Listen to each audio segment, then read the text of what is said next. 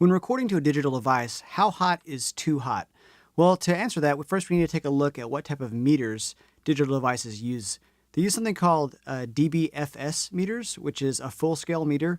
If you take a look at it, it tops out at 0. Anything above 0 is going to be digitally clipping and not going to sound good.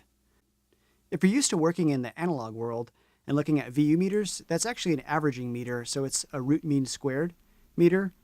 0 on a VU is about -18 on the DBFS meter. So whenever you're recording into your DAW, it looks like you're pretty low level, but you're actually right where you need to be. I would say that if you've got something that's kind of got slow transients, not a drum, maybe something like a synthesizer that's not real aggressive sounding, you're going to average out probably around -18, -12 is where you want to sit on that meter. So you'll have plenty of headroom.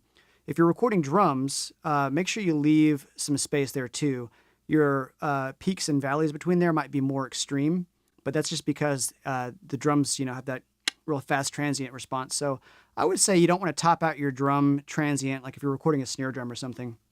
You don't want to top that out above like -5 would be the maximum. I would say that you want to get close to that DBFS meter.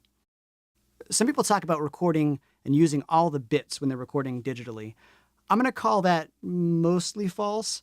So if you're recording a session, like let's say 48K on the sample rate and 24-bit on the depth, if you're recording something really, really, really quiet on it, you could get distortion, but just crank up your mic pre and you're good to go. Just beware of the levels. If you're doing something like a symphonic recording that's going to be really extreme dynamic ranges on there, record it in 32-bit float, and you're going to have a lot more resolution whenever you're recording at lower levels.